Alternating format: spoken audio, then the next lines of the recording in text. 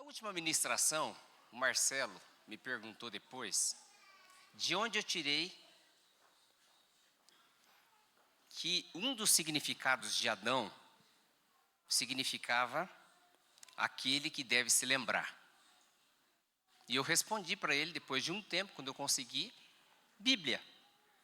Então eu quero só retomar com vocês, para dar sequência depois, juntando a palavra que eu comecei a falar sobre a ordem de Melquisedeque, passando pelo que o Jefferson falou e chegando na ceia. Vamos lá? Estão prontos aí? Bíblia, hein? Vamos lá. Gênesis, capítulo 1, versículo 26. É aqui que aparece pela primeira vez a palavra homem. Façamos o homem à nossa imagem, conforme a nossa semelhança. Hebraico, aqui.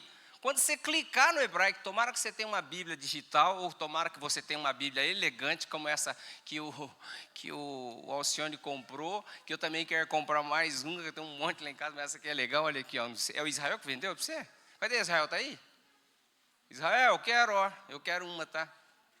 Aí, ó, Bíblia de estudo literal do texto tradicional. Da onde que eu tiro isso? Bíblia, irmãos. Bíblia, tempo, dedicação e falar para o Espírito Santo. Fala comigo, o que eu faço? Né? Ó, então, isso aqui é para mim. Então, aqui, ó. Quando você encontrar a primeira vez a palavra homem, em Gênesis 1, 26, se você anota, aqui está escrita a palavra Adam. Então, o que significa Adam? Significa algumas coisas. A primeira significado significa homem, humano, humanidade. O segundo vem de uma raiz, que é Admá, né? Que tem um A no final e tem um H. Admá no hebraico significa terra, solo. Tá? Por exemplo, capítulo 2, versículo 7. Você vai encontrar ali. Então formou o Senhor Deus ao homem do pó da terra. Essa terra é Admá. E a palavra homem é Adam. É a mesma palavra, só que Admá, ok? A terceiro significado é a raiz de Adom, que também é Admá. Adom é vermelho, avermelhado. Só que você não encontra homem em Gênesis só aí. Você vai encontrar Adam, Adam, Adam. Quando você chegar aqui, ó. Tararam, versículo 27. Na sequência, olha lá. Criou Deus, pois, o Adam, a sua imagem, vírgula. A imagem de Deus o criou, ponto e vírgula. Vai começar um outro pensamento, mas é o mesmo pensamento. Homem e mulher os criou. Aí você não encontra mais Adam, é Zacar. Então, dentro do mesmo texto, você tem Adam e tem Zacar. Zacar significa macho, masculino, mas literalmente significa memória, recordação. E está associada a uma raiz de uma palavra semítica, lá de Sem, tá? Descendente de Noé, que carrega a ideia de um atributo, de um papel relacionado a ter memória, ter testemunho. Então, Zacar é aquele que deve se lembrar. E tem muito significado, porque Adão deveria se lembrar da conversa que Deus teve com ele. Quando pecou, transferiu um problema para todos os machos. O quê? Nós esquecemos. Meu pai, a mulher pode falar 1000 vezes, a gente esquece. Às vezes eu fico até irritado. Por quê? Porque a Elisete fala, Elisete, vai pegar tal coisa para mim. Eu chego lá, eu não vejo. E olha que eu sou um cara detento, eu não vejo. Não achei. Se eu for aí... Lembra da minha mãe? Lembra da sua mãe? Se eu achar... E ela infelizmente, ela acha. Infelizmente. Eu fico com raiva. Geladeira, então, é um crime. Meu Deus do céu, não posso nem lembrar. Então, o homem, aquele que deve se lembrar. Vamos falar da mulher para não falar só dos homens? A mulher tem também significados diferentes. Primeiro, a palavra mulher, que você acha aqui no mesmo texto de Gênesis, no capítulo 2, no versículo 23, você acha ali pela primeira vez que Deus pegou o homem, dormiu, a costela, tarará, aquela parada lá.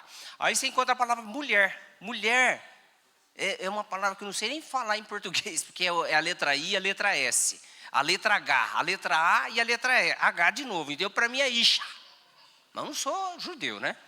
Que significa fêmea, significa o feminino de Ish, que também significa homem. Aí, nós achamos aqui no capítulo 3, no versículo 3:20, o nome de Eva. Então, Eva, que é bem interessante, Eva significa Havá, ou Shaiá, que significa vida, doadora de vida, aquela que dá vida. Por isso ela é chamada de mãe de todos os viventes. E eu não vou entrar nem na questão biológica, porque um dos significados de Eva é buraco, para mostrar que ela era diferente do homem. Falando especificamente da questão biológica, da área sexual da mulher, que ela é diferente do homem. Mas essa é outra conversa. Vamos lá. Agora eu quero que todo mundo, ponto, explicadinho. Porque às vezes eu sou muito rápido nas coisas e eu gostaria de ser mais detalhado, mas é por causa do time, né? Vamos lá. Agora eu quero que você abra comigo, você projeta aqui na frente, Filipinho, vocês são rápidos do gatilho. Abre comigo Provérbios capítulo 18, versículo 21. Essa palavra é para você e eu quero que você preste atenção nesta palavra. Amém? Espírito Santo de Deus, nós não sabemos nada da tua palavra. Nós sabemos que nós precisamos confiar no Senhor. O Senhor é aquele que traz vida à tua palavra. Amém?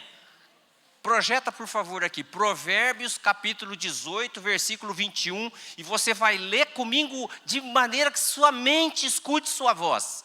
Vamos lá. Vamos lá comigo. A morte e a vida estão no poder da língua. Aquele que a ama. De novo. A morte e a vida estão no poder da língua. E aquele que a ama comerá o seu fruto. Gosto dessa versão. Gosto dessa. A morte e a vida estão no poder da língua. O que bem a utiliza o quê? Come do seu fruto. Provérbios capítulo 23, versículo 7. Vocês têm que ser rápido hoje, hein? Ok? Provérbios capítulo 23, versículo 7. Vamos ler comigo aqui, ó. Vamos ler primeiro aqui, depois eu vou ler a minha versão aqui. Porque, como imaginou no seu coração, assim é ele. Tá bom. Na minha versão aqui, como o homem imagina em sua alma, assim ele é. Vou repetir. Como o homem se imagina em sua alma, assim ele é. Entenderam os dois versículos? Muito bem. É muito interessante você entender que Deus ele é enigmático. E ele escondeu nas Escrituras muitas coisas, muitos tesouros, que nós devemos buscar desenterrar por meio do Espírito Santo. Ninguém de forma intelectual consegue entender as Escrituras se não for por ajuda do Espírito Santo. Ninguém. Eu achei magnífico, eu sou encantado de ver as histórias da palavra. Olha só, todo o Velho Testamento, todo o Velho, é uma sombra, uma projeção para o Novo Testamento. Significa que o Novo Testamento é a realidade. Cristo é a realidade. Eu vou frisar de novo. Jesus é Deus. Eu vou frisar daqui. Jesus Cristo é Deus. Ele não é uma sombra. Ele não é uma representação de Deus. Ele é Deus. Eu vou falar de novo. Eu quero vocês falando, Ele é Deus. Jesus Cristo é Deus. O inferno tem que escutar, Ele é Deus. Ele é Deus encarnado, Ele veio habitar entre nós. Ele não é um semideus, um Deus pequeno, um Deus mais fraco. Não, todas as coisas foram feitas por causa dEle, por intermédio dEle. Se não fosse Ele, não existia nada. Pronto, agora eu vou voltar para o texto. Lembra quando eu comecei a falar sobre Gênesis, capítulo 12, versículo 1? Que vocês não precisam, só vou recordar. Lá atrás, Deus fez uma aliança com Abraão. Ele aparece para Abraão, ainda era Abrão. E ele promete para Abrão, e eu vou ler porque Que se você teve na ministração passada minha, você viu, quando eu falei sobre Melquisedeque. É complicado, aquilo que o Arthur falou aqui, de maneira resumida, fantasticamente. É complicado você entender Melquisedeque se você não lê Bíblia. É muito difícil falar para cristão que não lê Bíblia. Porque você tem que confiar completamente naquilo que eu estou pregando. Agora, se você conhecer Bíblia, o pregador tem que cuidar com o que ele prega. Porque você pode se levantar e falar: ei, pregador, não, isso aí não tem na Bíblia não. Ou se não, mostra na Bíblia onde está escrito isso. E o pregador tem que se explicar. Então, lá atrás, Deus falou para Abrão: sai da tua terra, da tua parentela, da casa do teu pai, e vai para uma terra que eu vou te mostrar. Muito bem. Que terra é essa? Deus fala que terra é essa. Qual a característica da terra prometida? Fala para mim. Vamos lá, então vamos abrir. Êxodo capítulo 3, verso 8. Vamos para a Bíblia. Bíblia. Se você anota, vai para a Bíblia. 3:8. Pode projetar. Olha lá. Sai da terra do Egito e eu vou te levar para uma terra boa, ampla, terra que mana leite e mel. Só tem um detalhe, ponto e vírgula. Vocês estão achando que vocês vão entrar numa terra fácil? Não. Porque é o reflexo do Novo Testamento. Vocês acham que ser cristão é fácil? O Jefferson ministrou muito bem sobre o quê? Sobre o quê? Repete, fala alto. E Jesus não teve o dele? Então, depois nós falamos do de Jesus.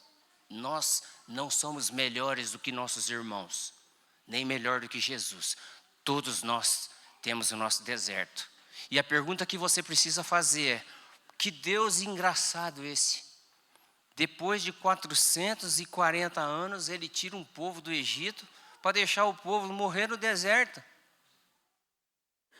Cristãos, nós precisamos entender as razões pelas quais nós celebramos a ceia. E a ceia do Senhor foi tipificada lá no Velho Testamento, por meio da Páscoa, inclusive lá no Egito. Vamos lá. Que terra é essa? Olha, só tem coisa boa. Aí tem um ponto e uma vírgula. Então ele fala aquilo que você deveria pesquisar, deveria entender. Lugar do cananeu, do Eteu, do Amorreu, do Ferezeu, do Eveu e do Jebuseu. Viu quantos povos são aí? Então ele está dizendo assim: eu vou dar uma terra para vocês, que vocês não precisam, inclusive é Deuteronômio, abre aí. Deuteronômio capítulo 6, versículo 10. Esse aqui eu quero ler, porque ele é grande, né? Então eu vou ler junto com você. Deuteronômio capítulo 6, versículo 10. Bíblia, irmãos. Precisamos entender Bíblia e conhecer Bíblia e ler Bíblia. Coisa boa. Quer ver? Tem um pedacinho aqui que eu gosto. Esse aqui, olha lá. Capítulo 6, versículo 10. Olha lá. Havendo-te, pois, o Senhor teu Deus introduzido vocês na terra que sob juramento prometeu a teus pais. Então veja só, voltando em Abrão. Abrão recebeu uma palavra de Deus sobre a terra prometida. Depois ele virou Abraão. Quando Deus vem para o filho dele, Isaque, Deus fala e confirma a palavra da promessa que ele fez para Abraão. Depois vem o filho dele, que é quem? Está ali. Que? Jacó. Deus fala sobre a terra. Então Deus não mudou. Deus tem memória. Deus não é um Deus como o Deus do resto que você conhece, que esquece. Deus, o nosso Deus não esquece. Deus tem memória. E deixa eu dizer, nós ainda estamos em Gênesis. Nós vivendo em 2025, nós estamos em Gênesis. Porque a história não é humana, a história não é do homem, a história é de Deus. Então Deus introduziu o homem na história dele. E o homem pecou, então ele começou a tratar com uma história humana. Mas ele vai fechar um parênteses, porque ele vai voltar para a história dele. O homem não é o umbigo do universo. O homem não é o centro de todas as coisas. O centro de todas as coisas é o Filho de Deus. é Jesus. Entendeu? Ok, vamos lá. Agora tem uma descrição interessante aqui, ó. Olha lá. Grandes e boas cidades que tu não edificaste. Então o que Deus está dizendo? Deus está dizendo que o povo hebreu ia sair de um lugar e ia encontrar cidades prontas. Vinhais e olivais prontos. Terra agricultável. Tudo estava pronto. Ele só precisava de uma coisa. O quê?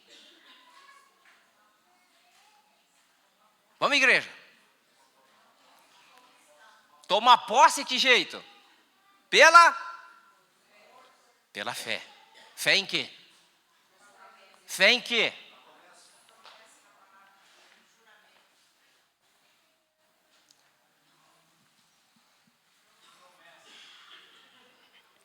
A palavra que saiu da boca de Deus. Qual foi o problema de Adão e Eva? A incredulidade no que Deus falou. Qual foi o problema do povo hebreu? A incredulidade no que Deus falou. Vamos lá, continua. Então,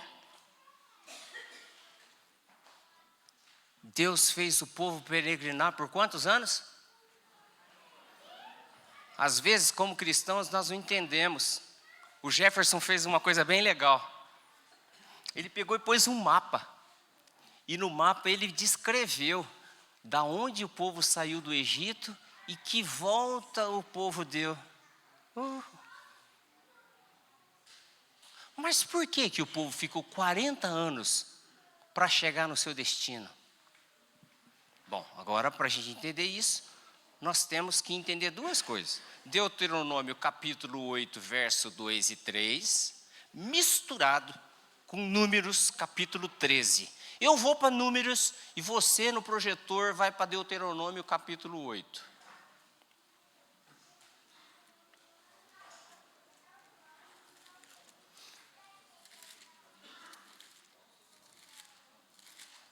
O que me encanta na Bíblia é que todo o Velho Testamento, ele representa algo no Novo.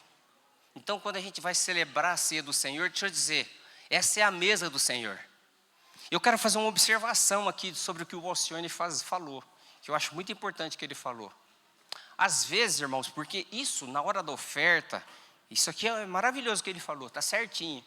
Às vezes a gente chega no domingo, ou chega numa reunião, como você chega? Vou falar de mim, tá? Eu tomei banho, lavei o cabelo, escovei dente, me perfumei, coloquei tudo limpinho. Tudo limpinho. É assim que a gente vem para a reunião? É? Por quê? Porque eu quero te abraçar, você sentir. Que nego cheiroso. Imagina o cara fala, que cheiro de sovaco. Aí ele diz, vai tomar banho de novo, você tomou banho ontem à noite. Eu falei, mas cheira o meu sovaco. Eu não quero. Eu quero, a gente fica bonito. Mas, irmãos, isso pode significar uma armadilha para nós. Em que aspecto? A mesa do Senhor, ela é da família de Deus. Então, você sabe por que você dizima e você oferta? Para ter abundância na casa de Deus. Mas nem todos aqui, irmãos, nem todos aqui, têm condição igual. Um é diferente do outro. Então, deixa eu dizer uma coisa, isso aqui é família. O dia que te faltar pão, é aqui nessa mesa que você tem que vir buscar. O dia que te faltar cesta básica, o dia que te faltar alguma coisa, é aqui nessa mesa.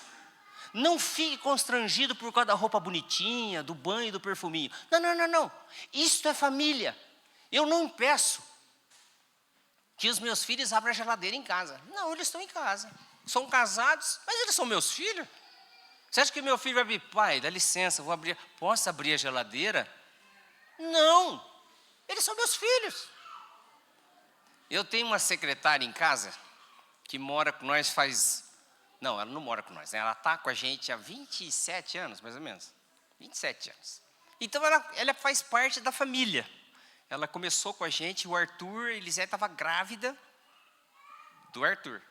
Então, ela faz parte da família. Imagina, todo dia ela está lá. Ela é mais dona da casa que eu. É ou não é? Como é que eu posso falar para ela, viu? Não vai na despensa.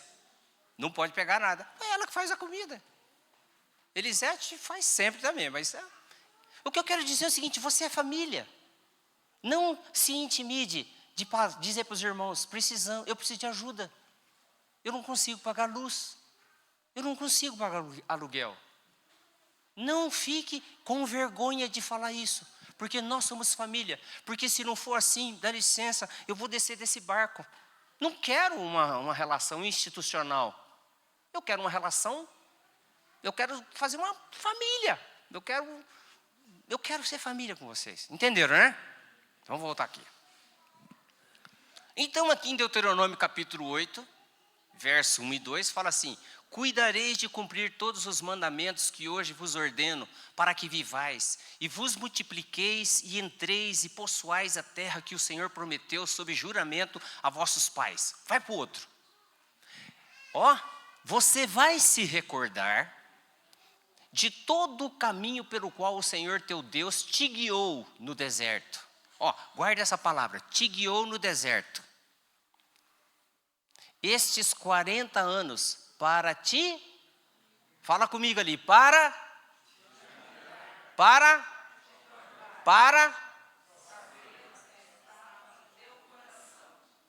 não, irmão, vocês não estão entendendo. Abre a boca, fala comigo, fala para você mesmo, vai lá. Para te humilhar,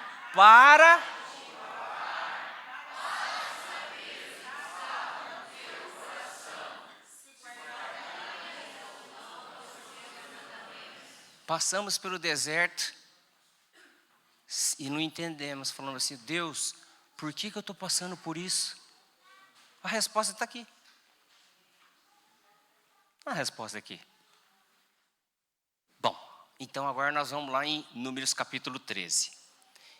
Eu podia ler ele inteiro, mas eu vou pular, só vou ler o que me interessa. Aqui no capítulo 13, eu acho bem interessante que Deus fala, começa assim: disse o Senhor a Moisés, envia homens que espiem a terra de Canaã. Quando eu li isso, falei para Deus: você está de brincadeira? O Senhor sabia tudo que tinha lá. Por que os homens... Não, olha só, um Deus muito criativo e muito... que eu posso usar? Que palavra que eu posso falar assim para não ser uma palavra ofensiva a Deus? Não é, eu não quero...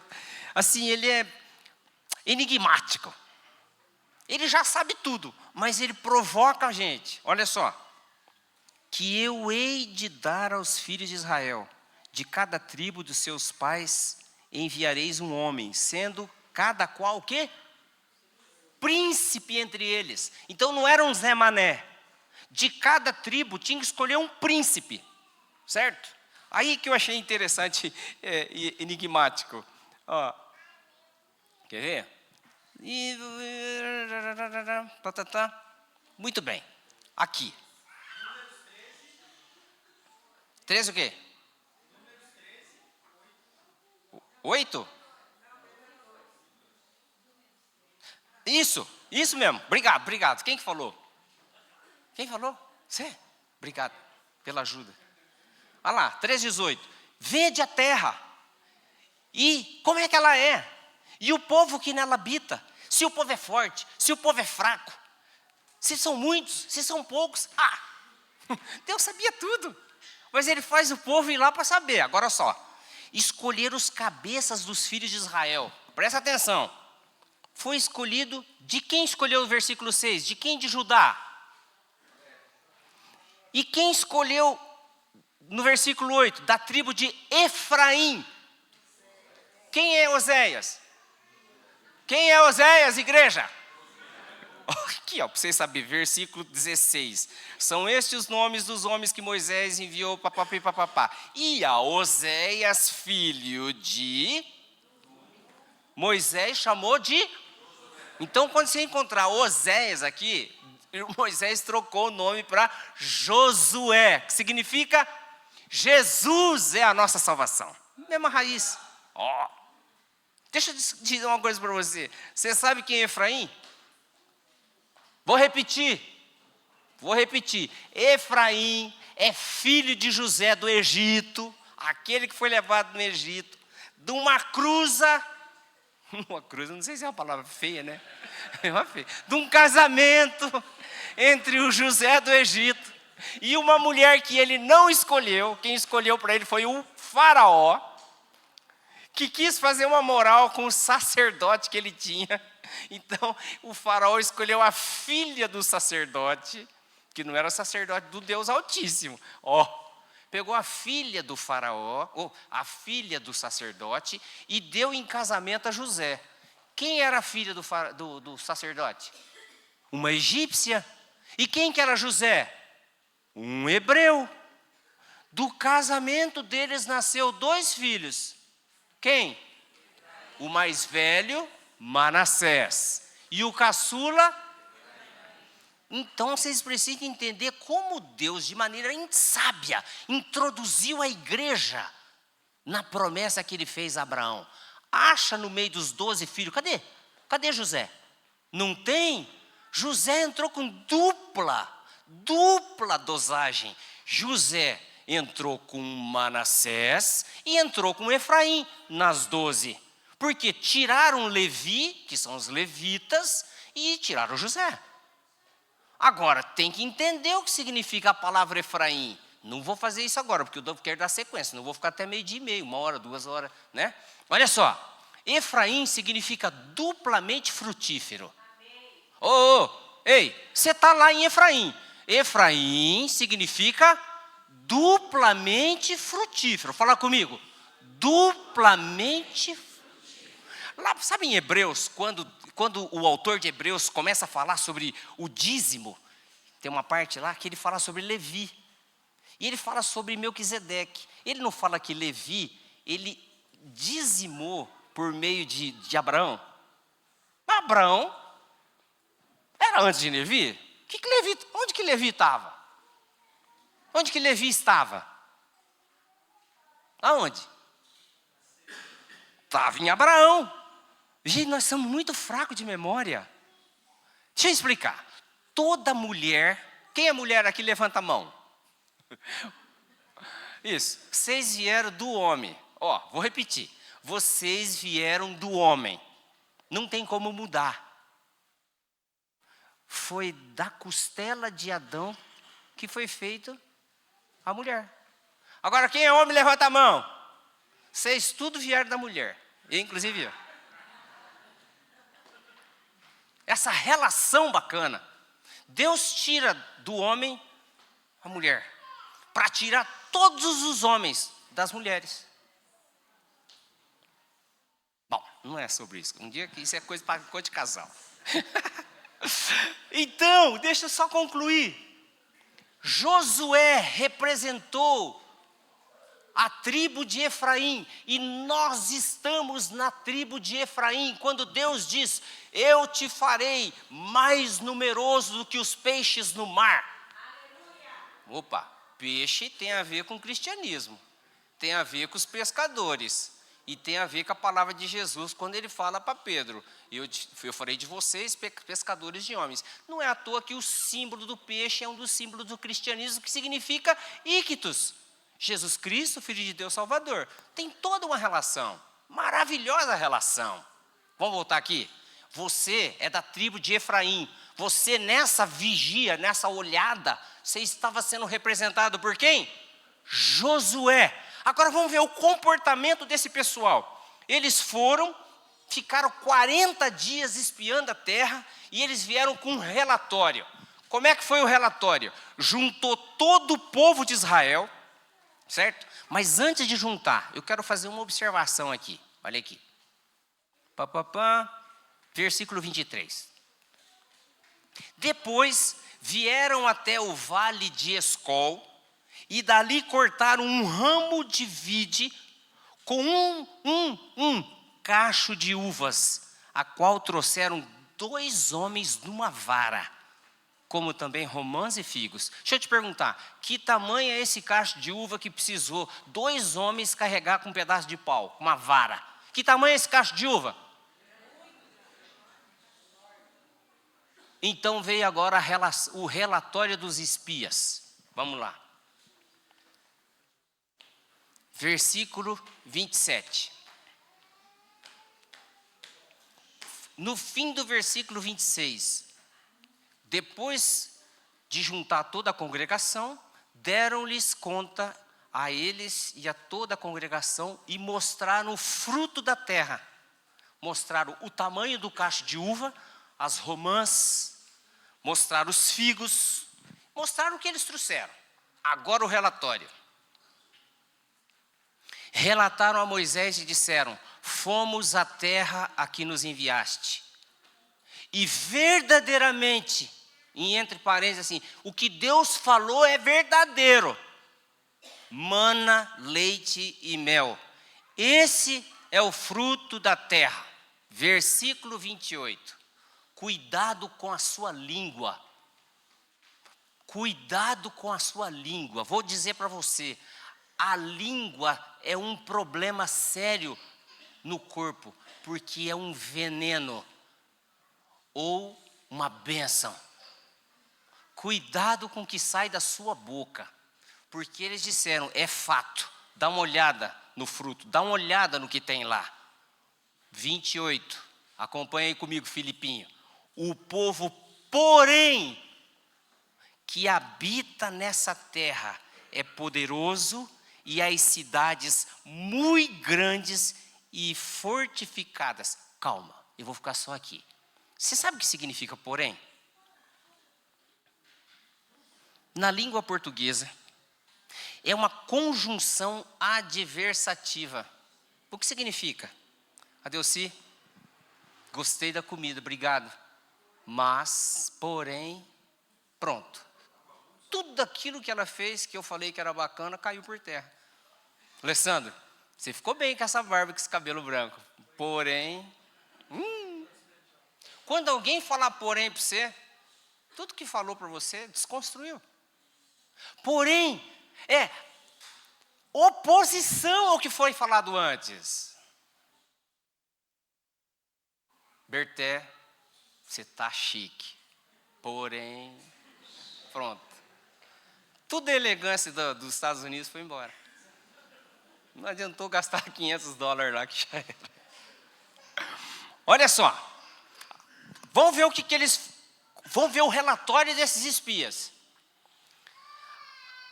A terra era boa, mas o povo da terra, os habitantes da terra, poderoso, as cidades grandes e fortificadas.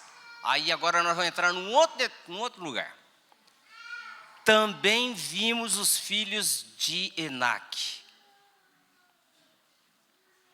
Eu podia até ler o resto, mas eu paro por aqui para falar. Igreja de Deus desconhece a força que nós lutamos contra. 2025, a gente acha que o Velho Testamento, deserto, é um lugar de areia, sol quente, escassez. E a terra que Deus prometeu que a gente vai chegar lá, tem muitos adversários. E o povo enfrentou os filhos de Anak, os Anaquins. Então nós precisamos falar um pouco sobre os Néfilins. E aí eu gosto da mitologia. Se vocês gostam de mitologia, não sei se vocês gostam. Eu gosto. Vocês gostam de mitologia? Elisete, quinta-feira nós temos compromisso, não? Fui convidado pela moçada para ir no cinema assistir a história de Kal-El, Superman. O que é a história do Kal-El?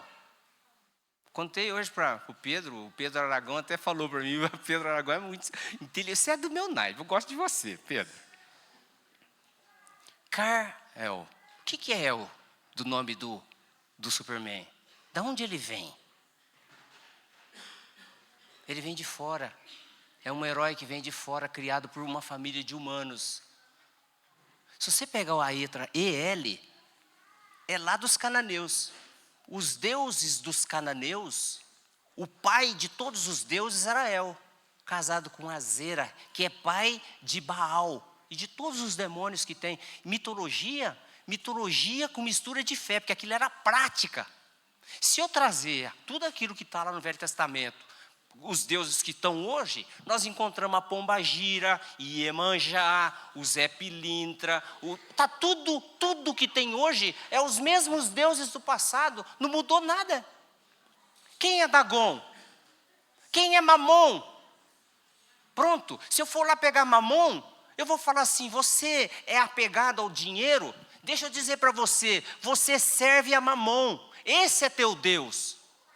Entenderam? Nós precisamos entender a nossa história, para a gente compreender o nosso presente. Pessoas que estão apegadas, que são, é uma expressão, usura, sabe o que é usura? Sabe o que é o cara que é apegado nas coisas? Esse servo é um servo de Mamon. Ele queima incenso para Mamon todo dia. E não tem nada a ver com rico. Está cheio de pobre, apegado às coisas. Então, depois um dia a gente pode até falar sobre isso. O que significa hoje os deuses do passado? A prostituição, a luxúria, o empoderamento das mulheres. Você está achando que mulher ser empoderada é lindo? Vai ver no passado. Olha para o passado, irmãos. E se você pegar a história, se eu fizer assim, só no dedo, de Afrodite, passando por Ísis, passando por Cleópatra, passando por tudo, por Jezabel, é o mesmo espírito. Chega no século 2025, é o quê? É o empoderamento das mulheres. Mulher no comando. Deixa eu dizer para você, isso é altamente diabólico, é coisa lá do passado, é satânico. Não tem nada a ver com a gente, tem tudo a ver com os deuses do passado. Então Deus, já prevendo o que ia acontecer, Ele disse, não temas, eu estou contigo. Foi ou não foi? Desde o passado. E Deus foi falando para Moisés, olha, não tenha medo, não tenha medo. Bom, depois do relatório, o que aconteceu? Versículo 30, o primeiro que se levantou, bateu na mesa, foi o da tribo de Judá. Quem vem da tribo de Judá? Quem vem da tribo de Judá, irmãos? Jesus, Ele é o leão da tribo de Judá. Caleb se levanta e fala, olha o que ele fala, irmãos, presta atenção. Versículo 30, Caleb fez calar o povo perante Moisés. Agora a pergunta, por que Caleb fez o povo se calar? Por quê? Porque o povo estava gritando de desespero por causa do relatório dos outros. Vocês conseguem ver essa cena? Olhem lá. Ei! Ele manda o povo se calar. Porque imagina 3 milhões de pessoas gritando, desesperado, por causa do relatório dos outros. Para fazer essa população ficar quieta. Caleb foi muito corajoso. A hora que ele fala, subamos e possuamos a terra, porque certamente prevaleceremos contra ela. Agora tem mais o versículo seguinte que destrói de novo. Porém, olha um porém de novo. Os homens que com ele tinham subido disseram, não poderemos subir contra aquele povo, porque é mais forte do que nós. Olha só, irmãos, escuta isso. E diante dos filhos de Israel, infamaram a terra prometida. Caraca, escuta. Deus lá no passado fala para Abraão, fala para Isaac, fala para Jacó, e vem prometendo. Eles passam 400 e poucos anos como escravos. Deus tira eles com mão de ferro, mão forte, mostra quem Ele é, mostra o poder dEle. E fala, bom, agora é o seguinte, eu vou levar vocês para a terra prometida. Só que vai lá dar uma olhada, né, na terra. E eles chegam lá e falam, não conseguimos entrar. Pior. Além de não conseguir entrar, na boca deles, tá?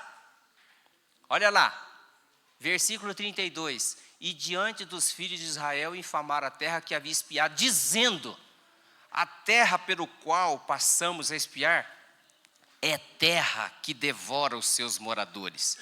E todo o povo que vimos nela são homens de grande estatura. Também vimos ali o quê? A sua luta contra o pecado é contra quem?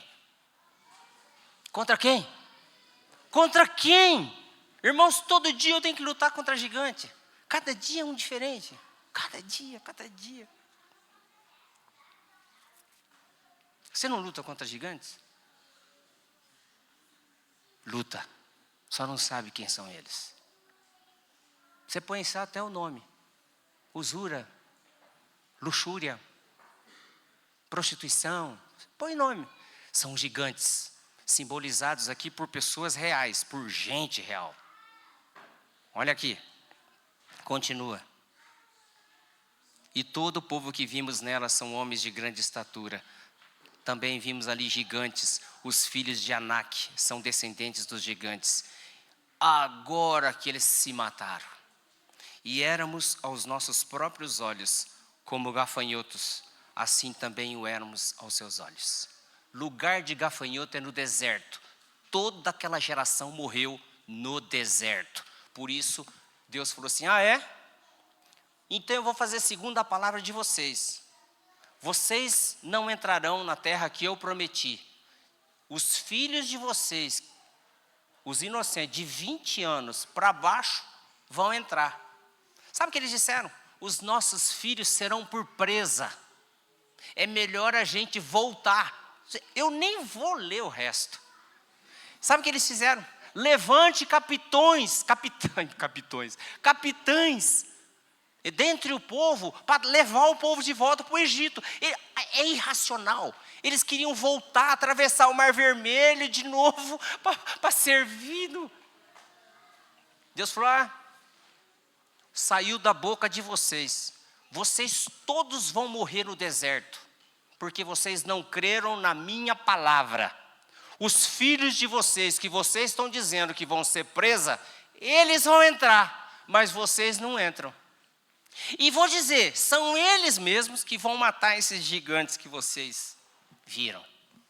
Agora a gente tem que abrir um parênteses para entender da onde vêm esses gigantes e como eles são.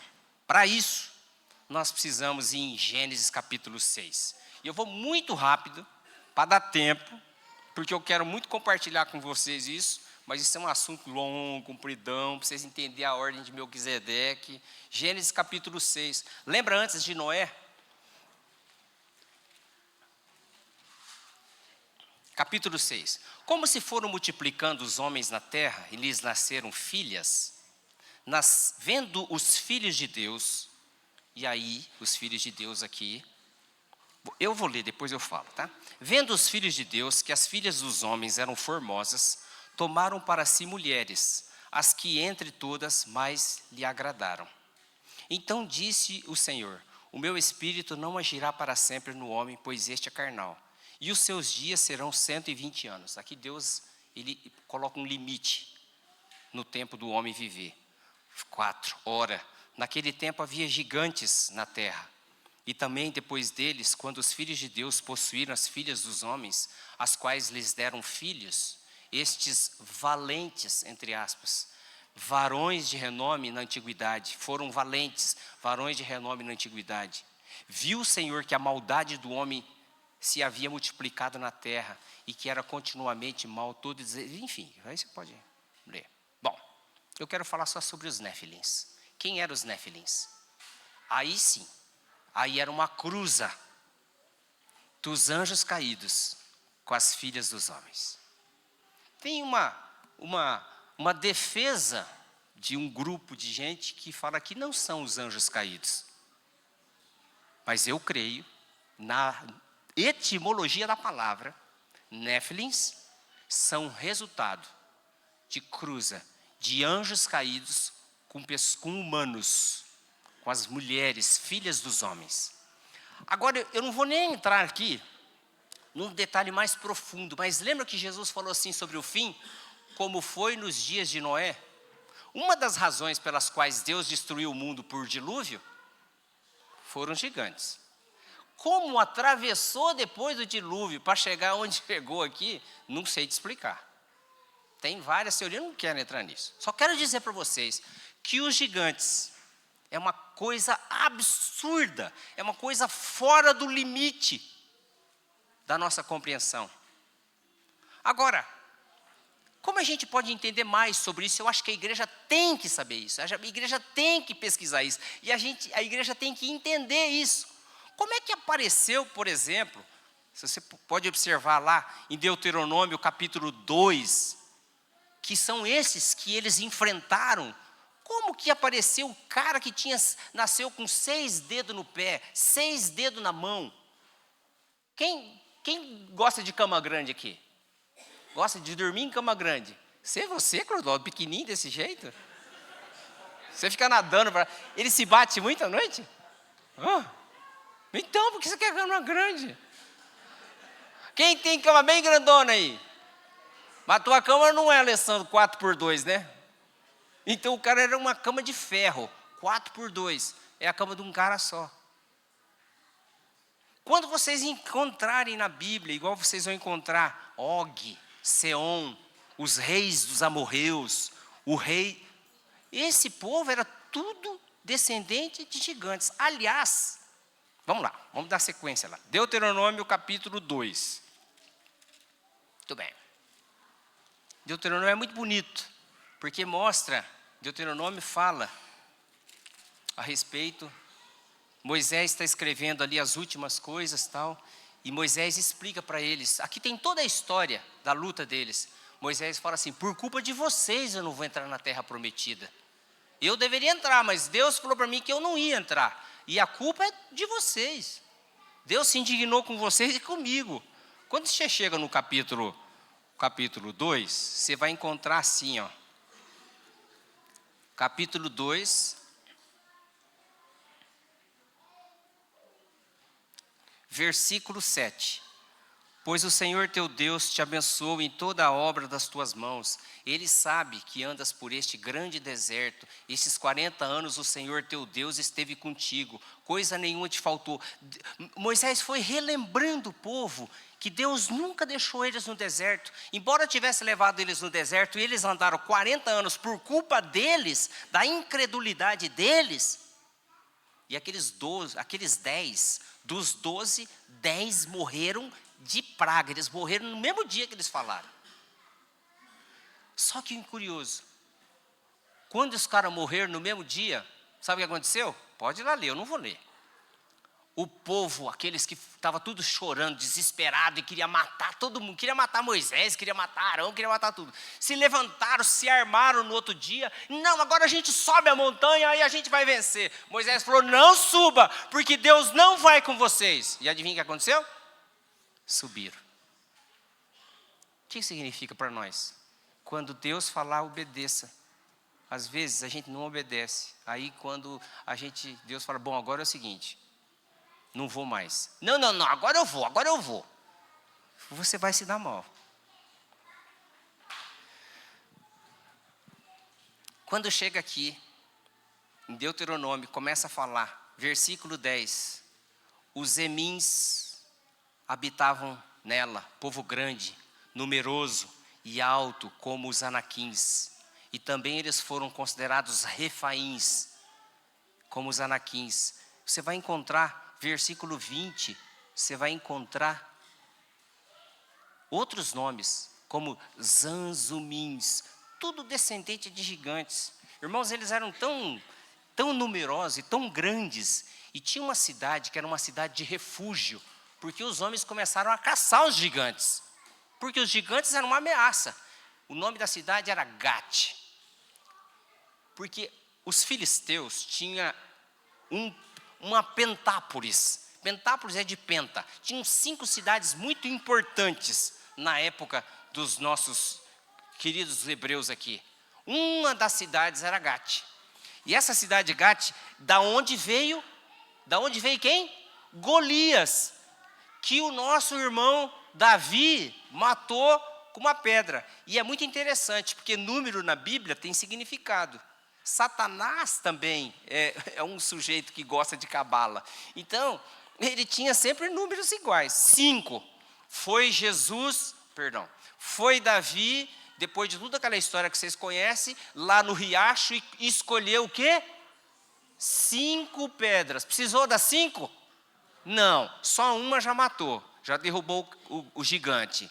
certo? Ninguém tinha coragem de enfrentar aquele descendente dos gigantes de Gate, mas Davi, com a coragem, com a fé. O que Davi fala quando eu falo toda noite para o meu nenê lá, o Israelzinho, né? Falei, Arthur, mas é o Israelzinho. Toda noite você vai para a escolinha, mas a professora não vai me chamar mais de Israel, eu sou o Davi. Ele é o Davi, eu tive que fazer funda para ele, a avó dele teve que fazer as pedras, pedra é saquinho de areia. Ele quebrou um vidro na casa dele, por causa que ele é o Davi. Então, só que eu conto do jeito que ele entende. Irmãos, esse ser, ele tinha quase, aqui ó, mostrar para vocês, a altura desse povo. Olha aqui, uma das 5 cidades, as outras cidades, Gaza, que a gente conhece até hoje, Gaza, Ascalon, Ecrom, Asdod. Certo? E em Josué, que Josué depois entrou Josué para matar o resto que sobrou. Os homens de Davi mataram os últimos gigantes. Tinha um cara que era Arba, que o nome dele era Arba, tá? Da onde o cara tinha uma cama. A altura do cara era quase 4 metros de altura. Eram gigantes mesmo. Então aquele povo ficou temeroso. Para nós, vamos voltar aqui. Como é que a gente pode atravessar um deserto sem gigantes? Não, os gigantes fazem parte do deserto. Vamos para o deserto de Jesus? Vão comigo?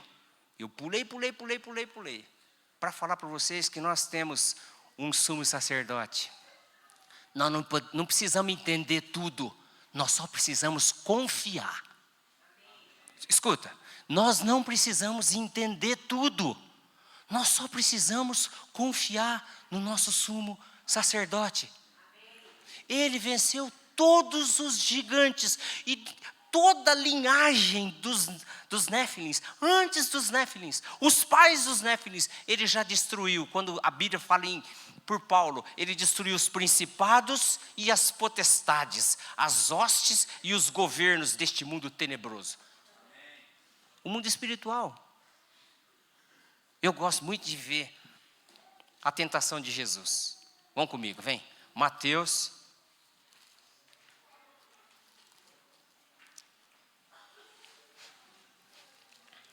Capítulo 4. Vocês já conhecem a tentação de Jesus. Eu quero mostrar um detalhe para vocês. A tentação de Jesus, ela é apresentada para nós por 3 evangelistas. Menos João mostrou.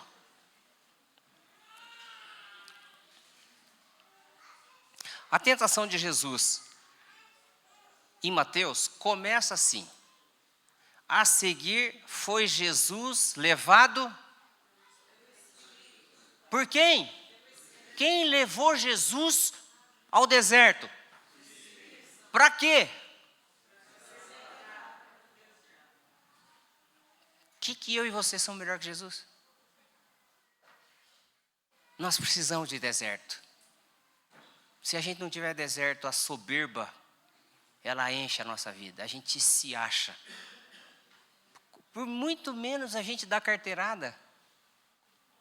Bastou pressionar você na fila, você já fala, você sabe com quem você está falando? Quem é você na fila do pão? Marcos. Marcos só tem 2 versículos no capítulo 1, que é o versículo 12 e 13, mas ele é profundo. Quando fala sobre a tentação, diz assim, e logo o Espírito o impeliu, que tem 2 significados. Tem o significado de guiar e tem o significado de forçar violentamente. Era preciso Jesus ir para o deserto para ser tentado pelo diabo. Era preciso Jesus ir. Por essa razão eu estou até pregando. E quantos pregadores já falou sobre o deserto de Jesus? Milhares. Agora tem um detalhe importante, versículo 13. Ele permaneceu 40 dias sendo tentado por Satanás. Ponto, vírgula. Estava com as feras. Quem eram as feras? Bicho? Leão? Era? Que feras são essas? O mundo espiritual, irmãos. Mas os anjos tomavam conta dele. E Lucas, que mostra um outro aspecto.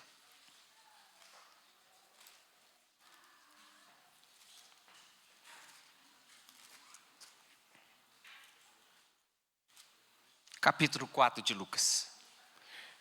Olha só que detalhe importante que Lucas fala. Jesus, o que mais? Lê alto.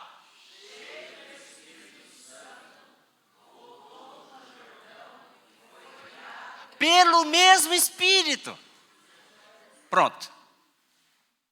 Cheio do Espírito Santo, foi guiado pelo mesmo Espírito para o deserto. Por essa razão, vocês vão entender o que Paulo fala aqui em 1 Coríntios, capítulo 10, sobre a ceia. Vamos lá, agora eu vou fechar. Não se preocupe que eu não vou até uma, não. Só até 12:45. Capítulo 10 de 1 Coríntios.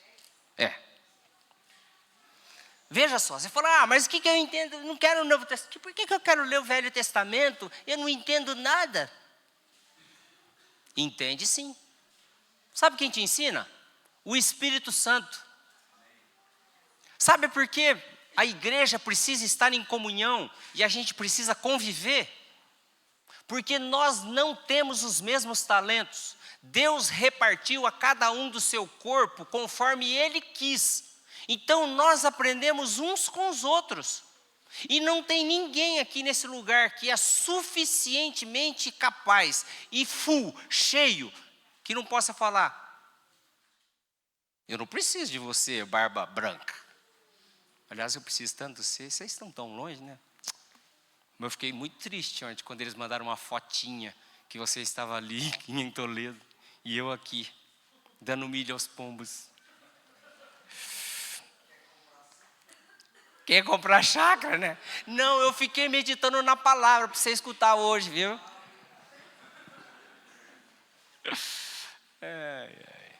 Olha só. Capítulo 10, ele faz uma memória. Paulo começa a relembrar a história do povo hebreu. Então eu não vou ler tudo. Ele só fala sobre o batismo. Quem fosse batizar hoje, olha só, olha aqui. Olha que coisa linda. Irmãos, não quero que sejam ignorantes, ou que ignoreis, que nossos pais estiveram todos sobre a nuvem, e todos passaram pelo mar. Ou seja, durante o dia o povo judeu estava no deserto, e o deserto era mortal. Mas tinha uma nuvem que era um ar-condicionado. Durante o dia, aquele calorão, e a nuvem tinha uma sombrinha e tinha uma leve garoinha, assim, para deixar o povo tudo fresquinho.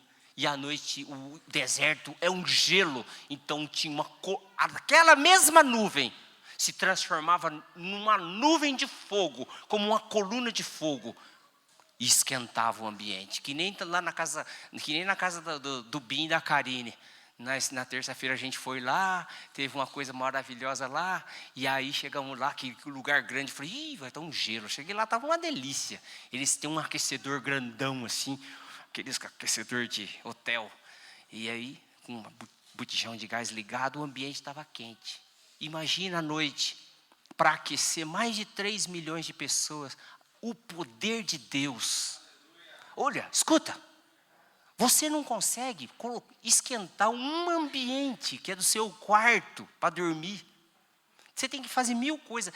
O Senhor, à noite, todas as noites, 40 anos, esquentando o povo. Todos os dias, escondendo o povo do sol. E na hora de marcar o gol, os caras falam dos gigantes. Na hora que tira o goleiro, põe a bola, chuta. Não vou chutar.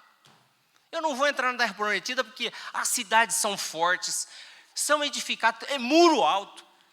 Tudo é alto, tudo é grande, tudo, até os cachos de uva. A gente era igual gafanhoto. Deus falou, tá bom, gafanhotos, fique no deserto. Eu vou levar para lá quem não pensa assim de si mesmo.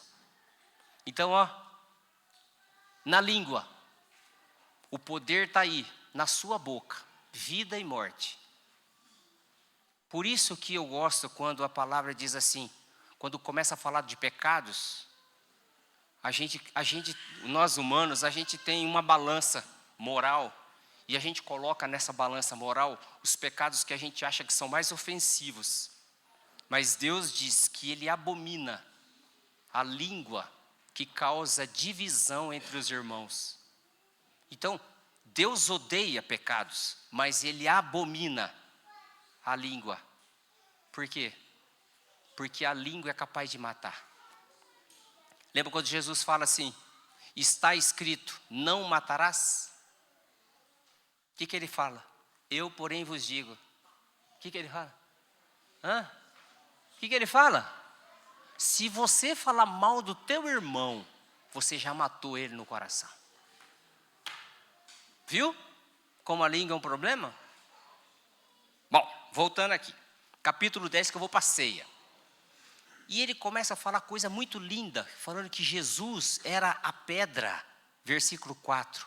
Uma pedra espiritual, porque as pessoas beberam de pedra. Moisés falava com a pedra, Moisés bateu na pedra, inclusive, quando Deus falou uma coisa, Moisés errou e fez outra coisa por causa disso, Moisés não entrou na terra. Tá? E aqui, versículo 4, a pedra era Cristo. Só que Deus não se agradou da maioria deles, por isso eles ficaram prostrados no deserto. Agora o versículo 6, irmãos, estas coisas se tornaram exemplo para nós, a fim de que não cobicemos as coisas más, como eles cobiçaram. O que eles cobiçaram? O que eles cobiçaram? Naquela confusão, eles disseram o quê? Que saudade da comida do Egito. Aquela cebola frita, aqueles alhos no molho, tudo coisa que você arrota e todo mundo fica sabendo, né? Todo mundo sente o cheiro, é horrível, é delicioso no tempero, mas eles tinham saudades do tempero do Egito. O que a gente faz? Também sente saudade do mundo. Então a gente pensa em desistir, porque o pecado é altamente sedutor. Os gigantes, quando estão dentro da gente, dentro da mente da gente, né? Por isso que Paulo fala sobre sofismas, sobre fortalezas. São os nossos gigantes, são os nossos Néfilins, são os nossos filhos de Anak, que estão dentro de nós. Quantas coisas a gente precisa lutar todo dia, às vezes em silêncio. Às vezes a gente compartilha, às vezes a gente não compartilha. Os nossos desertos, só nós sabemos quanto a gente passou, ou está passando. Mas eu quero dizer para você, é importante você passar por esse deserto. Se você não passar, Deus não vai saber o que tem no seu coração. E Ele precisa saber. Ele vai te humilhar, e Ele vai me humilhar. Porque Ele fez isso com o Filho dEle. Por isso aquele texto tão lindo que o Arthur leu. A obediência pelo que Ele sofreu. Ele teve que baixar. Ele teve que se curvar. E nós precisamos nos curvar. A nossa oração pode ser essa: Deus, eu não sei quem são os gigantes, mas o Senhor sabe todos eles. Eu não consigo. As cidades são altas, os muros são fortes, e eles são muito, muito, muito, muito poderosos. Eu não consigo vencer sozinho. Eu preciso, como Jesus, ser cheio do Espírito Santo, para então enfrentar pelo mesmo Espírito toda essa adversidade. Quando chega nesse capítulo lá no fim, nós encontramos o sumo sacerdote. Olha aqui, versículo 11. Estas coisas lhe sobrevieram como exemplo e foram escritas para advertência a nós, de nós outros, sobre quem os fins dos séculos têm chegado. Versículo 12. Versículo 12. Aquele, pois, que pensa estar em pé, veja que não caia. Versículo 12. Irmãos, não atire a pedra em cima dos outros irmãos, criticando eles por causa da queda deles. Porque você não pode dizer que você vai ficar em pé. Ficar em pé não é competência tua. Ficar em pé é graça de Deus. Porque se a gente confiasse em nós, a gente não ficava um dia em pé. A nossa graça, a suficiência vem de Deus. O poder é em Deus. Então a nossa fé tem que ser na palavra que saiu da boca de Deus. É Ele que nos sustenta no deserto. Versículo 13. Ao sumo sacerdote: não vos sobreveio tentação que não fosse humana, mas Deus é fiel e não permitirá que sejais tentado além das vossas forças. Pelo contrário, juntamente com a tentação, vos proverá livramento, de sorte que a possais suportar. Portanto, meus amados, fugi da idolatria. Falo como a criteriosos, julgai vós mesmos o que digo. Porventura, o cálice da bênção que abençoamos não é a comunhão do sangue de Cristo? O pão que partimos não é a comunhão do corpo de Cristo? Porque nós, embora muitos, somos unicamente um pão, um só corpo, porque todos participamos do único pão. Nós somos um pão só. Por isso o sumo sacerdote, ele era cheio de misericórdia. E nós precisamos ser cheios de misericórdia, cheios de compaixão, porque nós fomos alcançados pela misericórdia. Quais foram os problemas que eles tiveram? Primeiro, incredulidade. Deixa eu dizer, a incredulidade anula o poder de Deus. O incrédulo, ele diz para Deus: o Senhor não é capaz. Então não seja incrédulo, seja crente. Segundo, a nossa vitória é pela fé no que Deus disse. Terceiro, o poder é de Deus, não é nosso. E o quarto, tenha coragem. Como diz alguém que falou para mim que o Ali fala para o filho dele, o quê? O que o Ali fala? Cadê o Ali? Seja forte e corajoso? Então eu vou falar o que o Ali fala, porque o Ali foi lá na Bíblia pegar. Né, Ali? Ali, o que você fala para o seu filho? O pequenininho. Isso, vamos falar igual o Ali fala. Seja forte. Fala para o seu irmão. Seja forte e corajoso.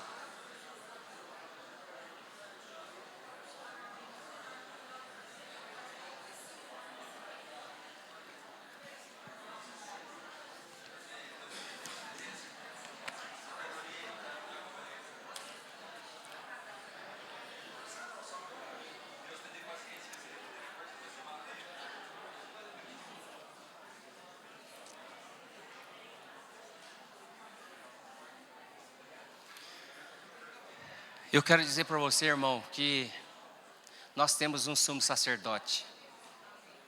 E ele se compadece das nossas fraquezas. Quais são os gigantes que você tem enfrentado? Quais são? Que tamanho são as fortalezas? Quem são os filhos de Enaque? Que tem povoado o seu imaginário. O sangue de Cristo já venceu todos eles. Ninguém aqui é capaz, ninguém, nem aqui, nem no planeta Terra inteiro, ninguém é capaz de dizer: eu sou independente de Deus, eu sou forte o suficiente. Não somos. E eu quero profetizar sobre vocês. Profetizo sobre a vida de vocês. Que vocês são valentes e corajosos como os homens de Davi. Que não tiveram medo de ver os gigantes e foram para cima deles e derrubaram eles. E aquele garoto, aquele menino ruivo, sem aparência de guerreiro, que chegou no arraial, no acampamento de guerra, para levar, eu falo para o Israelzinho, para levar bolinho de chuva para os irmãos. Porque bolinho de chuva ele entende, né? Para levar bolinho de chuva para os irmãos. E chegou lá e viu um gigante, que cada dia, se você assistir um filme que estão fazendo, a casa de Davi, é linda aquela cena. E é verdadeiro, eu creio que era aquilo. Cada dia o gigante pegava uma lança gigantesca e falava assim: não tem homem que me enfrente nesse lugar, eu quero só um guerreiro. E cravejava uma lança e ia embora. Na cena assim tinha um monte de lança. Porque mostrava que todo dia ele fazia isso, essa provocação. E aquilo, psicologicamente, destruiu o exército. Só que quem está de fora, não enxerga isso. Lá vem aquele menininho levando bolinho de chuva para os irmãos. E viu, o que está acontecendo isso? que está acontecendo aqui? Aí um dos soldados pegou e falou para ele. Ele vai, incircunciso. Porque não tinha achado nenhum soldado que enfrentou. Esse incircunciso falando isso do Deus de Israel? Do exército do Deus vivo? Não! Aí pronto, espalhou a conversa, chegou até o rei. Não, eu vou enfrentar. Não tem ninguém para... eu vou enfrentar ele. Levaram para o rei. O rei, meu filho, você tocava música para mim, você toca harpa para mim. Ele falou, eu matei um leão pegando pela barba. Matei um urso. Por isso que o Israelzinho gosta do Davi, porque ele matou um leão e um urso. Eu vou matar esse cara. Então eu vou pôr uma armadura nele. Ele falou, não, eu não consigo me mexer. Não, deixa eu me viro. Foi lá no riacho, escolheu 5 pedras. E disse para ele assim, hoje mesmo eu entregarei o teu cadáver para as feras do campo e para as aves do céu. Você vem contra mim com lança, com escudo, eu vou contra você em nome do Senhor dos Exércitos. E partiu para cima. E uma só, ele acertou no meio da cabeça. E sabe o que aconteceu? Ele correu, pegou a espada do gigante, cortou a cabeça do gigante e grudou na cabeça do gigante. E saiu com a cabeça do gigante. A Bíblia, pode ler lá, foi para Jerusalém com a cabeça dele. Ele não desgrudou da cabeça do gigante. Irmãos, sejam fortes e corajosas. Não desanimem na primeira esquina. Não deixa de congregar por causa de bobagem. É no corpo de Cristo. 5 pedras, 5 ministérios. Os 5 ministérios são as 5 pedras que derrubam basta uma para derrubar o gigante. Mas ele escolheu 5 e colocou 5. Quem são os 5 ministérios? Quem? Fala comigo. Vou dar uma dica. Apóstolos, profetas, evangelistas, mestres e por último, os pastores. Se sobrar espaço, os pastores. Mas não precisa, uma só pedrinha é capaz de derrubar o Golias que vem de Gate. Confessa seu pecado, onde você está aí? Fala para Deus quem é seu gigante e participa da ceia. Olha só, a ceia do Senhor não é uma coisa que te impede de participar, não. Quando Paulo fala assim, para a gente refletir, olhar para nós mesmos, ele está dizendo assim, acerta com Deus, então vem e coma. Deus não quer de jeito nenhum que você fique tão amedrontado com esse tipo de gigante que te afaste da comunhão. Não, Ele quer que você enfrente os seus gigantes, sabendo que você vai derrotá-los.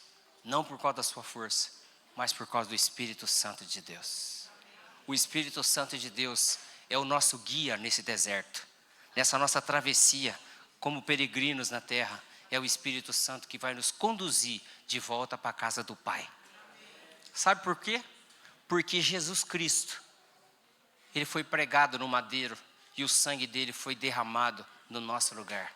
O corpo dele foi pregado por causa de nós. Então aqui, nós temos o pão e nós temos o suco ou o fruto da vide para nós relembrarmos, homens, para que a gente possa ter memória. Por isso que ele fala assim, em memória de mim. Faz sentido? Em memória de mim. Deus não esquece. Quando eu vejo aquele assim, e lembrou-se Deus de Noé, e lembrou-se Deus de Abraão, e lembrou-se Deus de... e lembrou-se Deus de você. Amém? Vamos orar? Vou dar uns minutinhos assim para você orar, falar com Deus. Eu vou falar quem são os meus gigantes aqui, você fala quais são os gigantes aí.